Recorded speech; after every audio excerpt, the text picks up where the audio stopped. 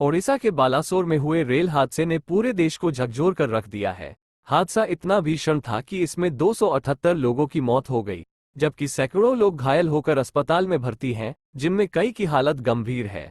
हादसे के बाद पटरियों का मरम्मत कार्य पूरा हो गया है। हालांकि इस रूट पर फिर से सेवाएं नहीं शुरू हुई है। इसी के साथ आज पूर्व अर्धसैनिक बल संगठन के पदाधिकारियों ने दिल्ली स्थित रेल भवन जाकर रेल मंत्री को ज्ञापन सौंपा। इस दौरान मीडिया से हुई बातचीत में क्या कुछ कहना था पदाधिकारियों का, देखिए हमारी इस खास रिपोर्ट में। आज रेल भवन आप आए हुए हैं, क्या विषय है? मैं मनोज तेवतिया, उपाध्यक्ष confederation of experiment force welfare association. Rail भवन हम आए थे। हमने जो है अर्धसैनिक बल संगठनों की तरफ से, उत्तर प्रदेश के संगठन की तरफ से और केंद्र के पूर्व अर्धसैनिक बल संगठन की तरफ से जो बालासर उड़ीसा में रेल हादसा हुआ है वो बहुत ही दुखद है। उसमें हमारे पैरामिलिट्री के जवान भी हैं जो हताहत हुए हैं और कैजुअल्टी भी हुई है। हमने आज एक ज्ञापन सौंपा है रेल मंत्रालय को, जिसका ये चित्रण है, छाया चित्र है, और हमने पूर्ण रूप से हर संभव उनको मदद करने का प्रयास किया है, चाहे वो रक्तदान का मामला हो, चाहे राहत सामग्री का मामला हो। और हमने पश्चिम बंगाल की इकाई को भी उनके मदद के लिए जो हादसा हुआ है उनमें सहायता करने के लिए भेजा है। और हम ईश्वर से प्रार्थना करते हैं कि मृतक के परिजनों को, जो शहीद हुए और घायल हुए हैं, उनको ईश्वर अपार शक्ति दे इस दुख की घड़ी को सहने की। मैं पुनः एक बार फिर दोबारा कहना चाहूँगा कि हमारा पूर्व अर्धसैनिक बल संगठन confederation of experiment force welfare association railway को पूर्ण मदद करेगा और जो घायल हुए हैं, जो कैजुअल्टी हुए हैं, उनको पूर्ण रूप से मदद करने का आश्वासन देता है।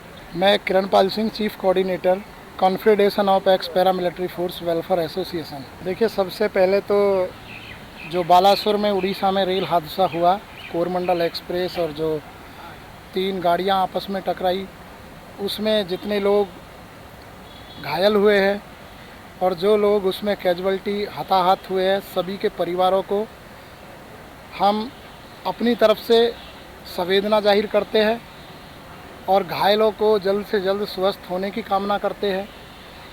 ये जो हादसा हुआ है, इस हादसे पर पूरा देश दुखी है।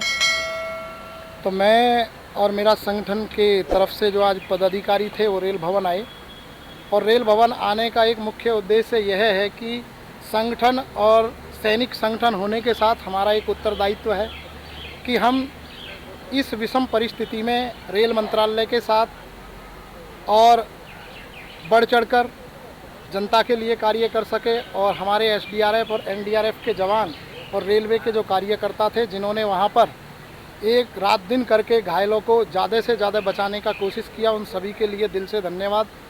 और हमने माननीय रेल मंत्री जी को इस पे धन्यवाद दिया है, क्योंकि पहली बार ऐसा हुआ है कि हमारे एक रेल मंत्री पिछले 4 दिन से घटनास्थल पर, हमारे माननीय मंत्री जी अश्वनी वैष्णव, हमारे मंत्री धर्मेंद्र प्रधान जी, और सबसे बड़ी बात है कि देश के यशस्वी प्रधानमंत्री नरेंद्र मोदी जी घटनास्थल पर पहुँचे, जिसका एक बहुत बड़ा प्रभाव सकारात्मक होता है। और ये देश में दिखाता है कि एक प्रधानमंत्री स्वयं को जो प्रधान सेवक कहते हैं, वो प्रधान सेवक नहीं, वो जनता सेवक इस समय पे विषम परिस्थिति में आके जब जनता के बीच में जाते हैं, तो हमारे प्रधानमंत्री जी से हमें ये प्रेरणा मिलती है कि हमें, अगर हमने इंसान का जन्म लिया है तो हर दुख सुख में हम, देश जो हमारा है वो एक है, यहाँ कोई जाति धर्म में नहीं बटा है।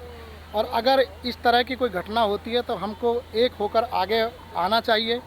और हमारे जो एनडीआरएफ और एसडीआरएफ के जवानों से अलग जो हमारे संगठन के लोग हैं, मैं उनका धन्यवाद करता हूं कि वो हमारे संगठन के आग्रह पे घटनास्थल पर गए और उन्होंने राहत बचाव में पूरी तरह से कार्य किया।